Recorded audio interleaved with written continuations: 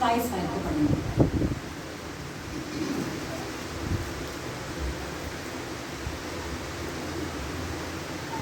यशायाह की किताब उसका 10 बाब और उसकी 27 आयत में लिखा है, और उस वक्त यूँ होगा कि उसका बोझ तेरे कंधे पर से और उसका जुआ तेरी गर्दन पर से उठा लिया जाएगा, और वो जुआ मसा के सबब से तोड़ा जाएगा। हालेलुया। ये प्रोफेसी यीशु के आने की भी नुमाइंदगी करती है। अब हम यशायाह की किताब और उसका 61 बाब और उसकी पहली आयत से पढ़ना शुरू करेंगे। यशायाह की किताब और उसका 61 बाब।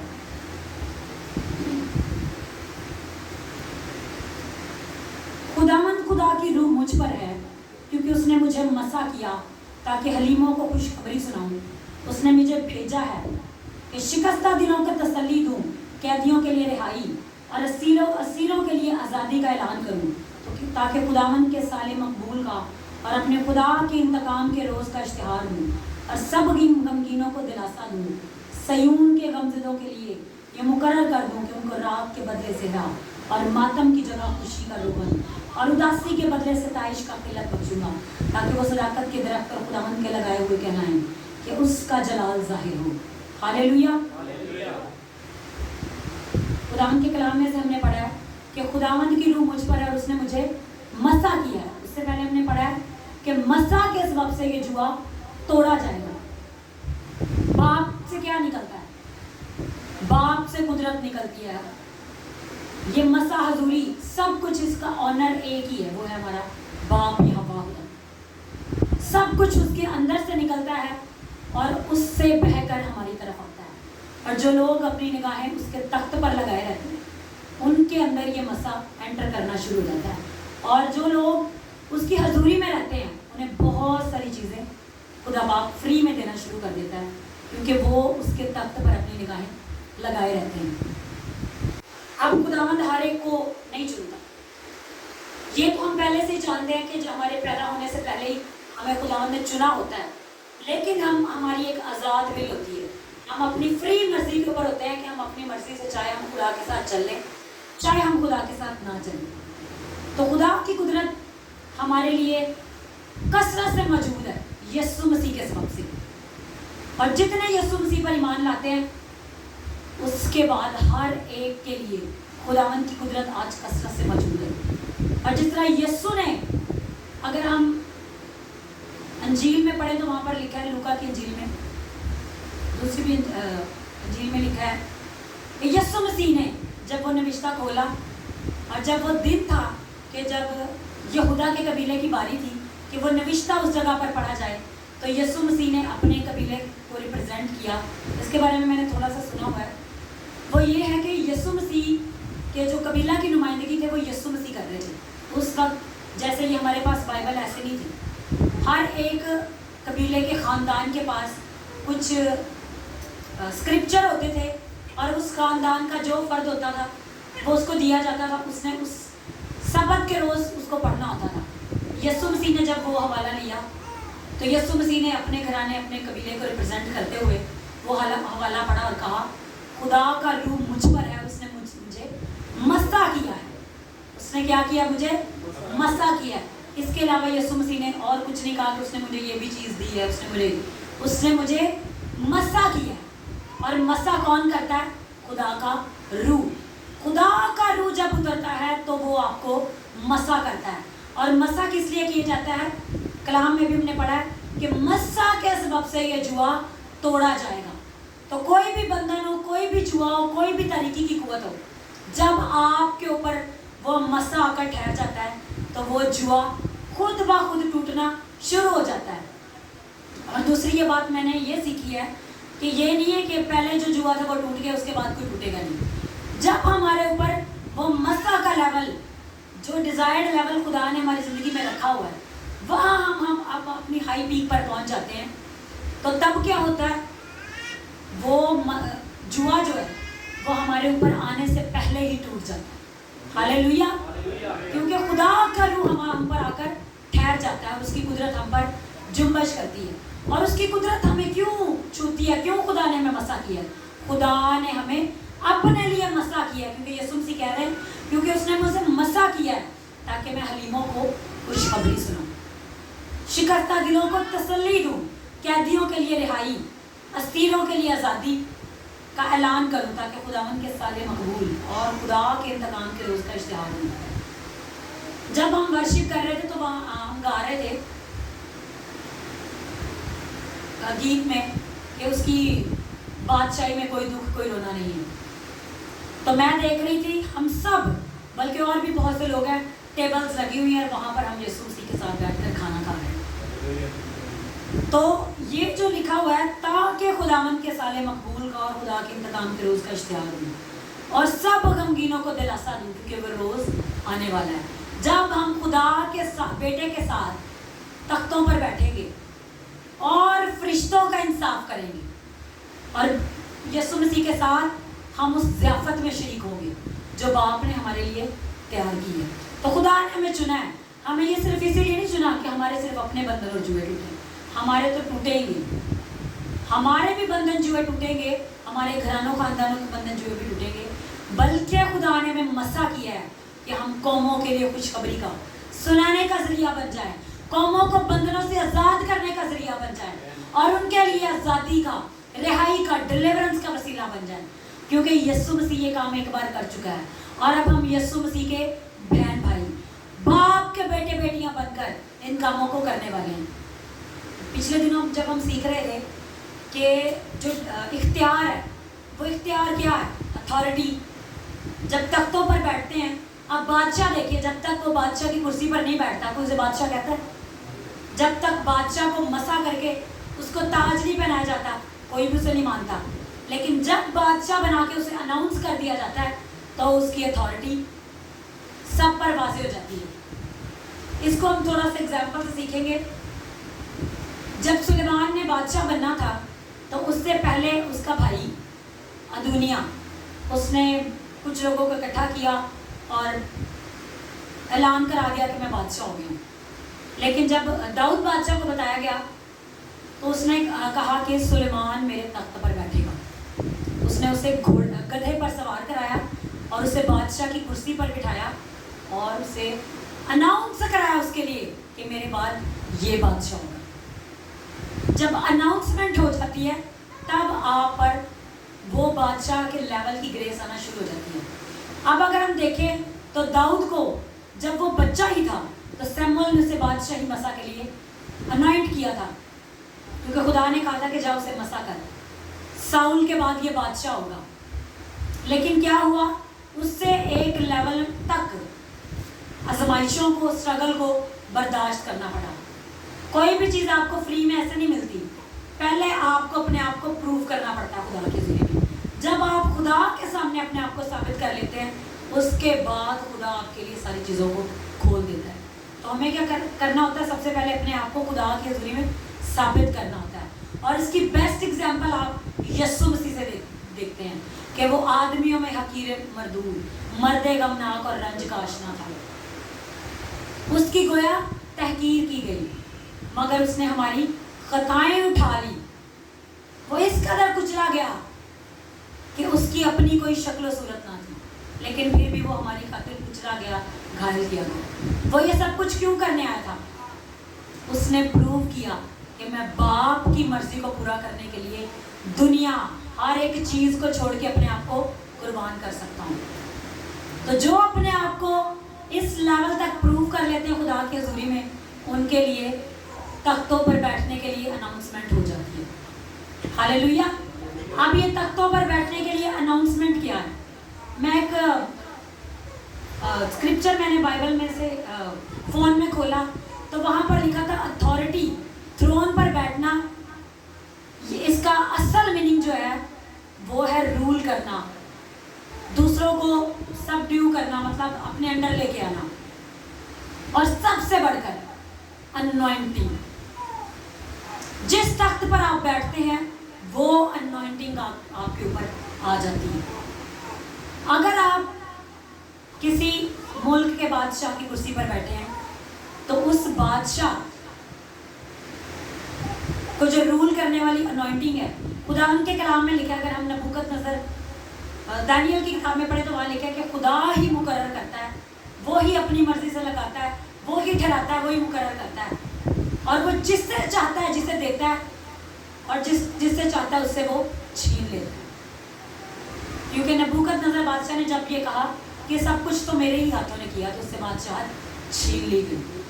लेकिन जब 7 साल बाद उसने जब घुटने टेके, उसके ऊपर वो 7 साल यानी 7 दौर गुजरे, फिर उसे होश आई और उसने कहा कि बाप ही है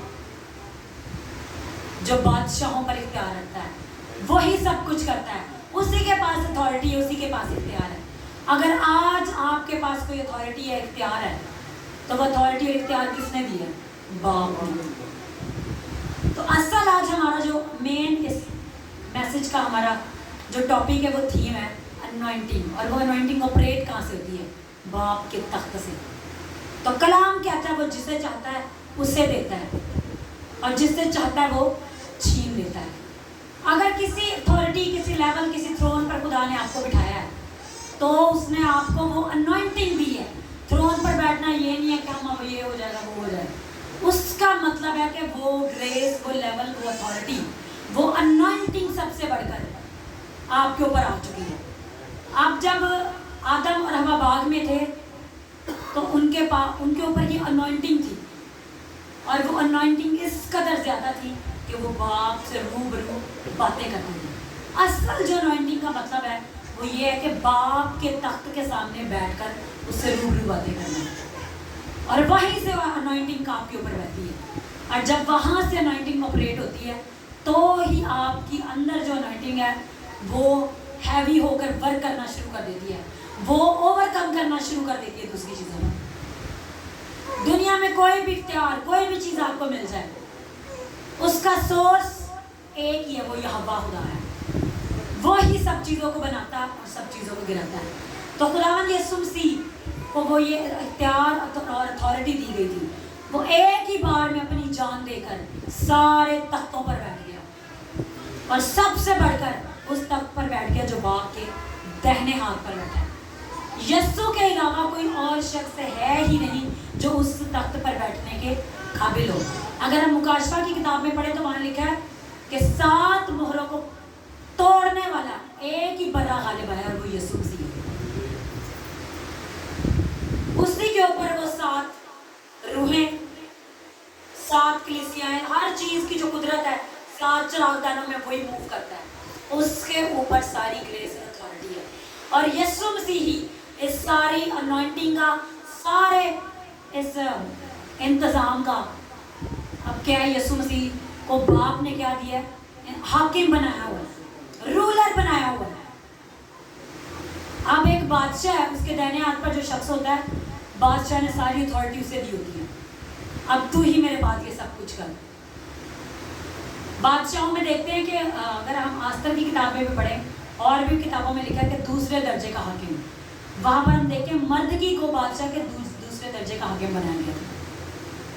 तो दूसरे दर्जे का हाकिम वो शख्स होता है जिसके पास बादशाह की मोहर होती है, और बादशाह की मोहर उसके पास होती है, और वो जो कहता है वही होता है, क्योंकि बादशाह ने उसे पूरा इख्तियार, अथॉरिटी दी होती है। हालेलुया। तो ये अनॉइंटिंग कहाँ से ऑपरेट होती है? बाप के साथ एक होने से, बाप की हजूरी में ओवरकम करने से। आज हम कलाम में सीख रहे थे कि कोई चीज़ अगर आपको गिराने के लिए आ गई है, अगर आप खिदमत में हैं, अगर आप वैसे दुआ में बढ़ रहे हैं, लेकिन आपको कोई चीज़ गिराने के लिए आ गई है, तो अब आप पे डिपेंड करता है कि आपने उस पर ओवरकम करना है, या आपने हथियार डाल के पीछे हो जाना है, या आपने अपने फोर्स और अपनी ग्रेस और लेवल को बढ़ा देना, और उसका एक ही तरीका काम है। अब आप देखें, सिंपल एक एग्जांपल है, कोई चीज़ अगर 1-2 बार वार करने से टूट नहीं रही, तो फिर आपको क्या करना पड़ता है? ज़्यादा जोर लगाकर उसको तोड़ना पड़ता है। अब मैंने खुदावंद के खाते में से कलाम के थ्रू ये सीखा, वो कहते हैं कि अगर कोई चीज़ खुल नहीं रही तो अपनी प्रेयर को बढ़ा दो, कोई दरवाज़ा बंद है खुल नहीं रहा तो प्रेयर को बढ़ा दो, अगर वो और नहीं खुल रहा तो और प्रेयर को बढ़ा दो। 3-4 मरतबा उन्होंने कहा कि और प्रेयर और फास्टिंग और बाइबल स्टडी हर एक चीज को और बढ़ा दो, यहाँ तक बढ़ा दो कि अब उससे आप खोलो नहीं बल्कि उसे तोड़ दो। हालेलुया। तो बाप ने हमें तोड़ने के लिए बुलाया है कि चीजें हमें ओवरकम नहीं करें बल्कि हम ओवरकम करके हर चीज को तोड़ दें। हालेलुया। तो हमने बाप से तोड़ने वाली अनॉइंटिंग में मूव करने के लिए बढ़ना है, और ये आप मांगना शुरू करेंगे और मुझे खुदा बता रहा है कि खुदावंद आपको देना शुरू कर देगा। खुदावंद ने हमें यीशु मसीह के सबब से ये अथॉरिटी दी है कि हम उसके अपने नायब होकर इस दुनिया में वर्क कर सकें। नायब भी उसके दूसरे दर्जे का ही होता है। उसके नायब होकर हम इस दुनिया में वर्क कर सकें। जो हम कहें वो हो, जो हम बंद करें वो बंद हो, जो हम खोलें वो खुले, और कोई भी चीज़ हमारे आगे ठहर ना सके। और ये कैसे होगा? अनॉइंटिंग से। और ये अनॉइंटिंग जब हमारे ऊपर उतरेगी तो ये अनॉइंटिंग वर्क करेगी, हमें कुछ नहीं करना पड़ेगा। अक्सर लोग कहते हैं मैं जोर ला ला के थक गया, कुछ नहीं होया, लेकिन जब अनॉइंटिंग होगी तो जोर नहीं लगाना पड़ेगा। अनॉइंटिंग में जस्ट एक ही लफ्ज में सब कुछ हो जाता है, और वो लफ्ज एक ही है, यीशु नाम। उसके बोलने के सबब से सब कुछ हो जाता है। बहुत मंथ पहले की बात है, जब बदरूहें आती थी तो यीशु मसीह के नाम से उन्हें कमांड करके तो निकलती नहीं। तो हम सोचते थे सारे खादिम तो यीशु मसीह के नाम से निकालते, तो हमसे क्यों नहीं निकल रहे? फिर जब हमने प्रेयर में अपने आप को उस अनॉइंटिंग में, उस लेवल पर खुदावंद की हुजूरी में लगाया, ठहराया, तो अब एक ही कमांड से वो सब कुछ होता है जो पहले नहीं हो रहा होता। और होता किस नाम से है? उसी यीशु नाम से। ये नहीं है कि यीशु नाम को तो कहेंगे तो कुछ होगा ही नहीं, यीशु नाम में ही सब कुछ होता है। मुझे एक एग्जांपल याद आ रही है, पठान था, वो किसी इलाके में जा रहा था, उसने कोई मीटिंग, कोई क्रूसेड अटेंड किया था, और उसने वहाँ पर देखा कि बड़ी बदबू निकल रही है, और उसने यीशु को कबूल भी नहीं किया हुआ था। तो उसने देखा कि ये सारे कर क्या रहे हैं, वो उसने करीब जाके देखा कि ये सब क्या कर रहे हैं। उसने वो अंडरस्टैंड कर ली बात की आखिर कर क्या रहे हैं और किस अथॉरिटी में कर रहे हैं। तो अब क्या हुआ, बस में एक शख्स को मिर्गी का दौरा पड़ गया। वहाँ पर कोई भी ऐसा शख्स नहीं था, सारे मुस्लिम थे कि उसको हॉस्पिटल भी ले जाया जा सके। तो उसने क्या, भाई ठहर जाओ, ये 1 मिनट बल्कि 1 सेकंड में होगा। उसने अपनी लैंग्वेज में उसको कहा यीशु मसीह के नाम में निकल जा, और वो बदरूद घर को निकल गई।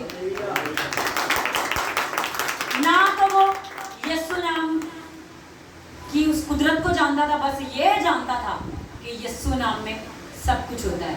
अभी खुदा ने मुझे एक बहुत बड़ी स्ट्रॉन्ग गवाही एक खादिम की है। वो एक ऐसे एरिया में गया जहाँ पर वो उसे क्या कहते हैं, जेल से निकल गए, जंगलों में जो रहते हैं,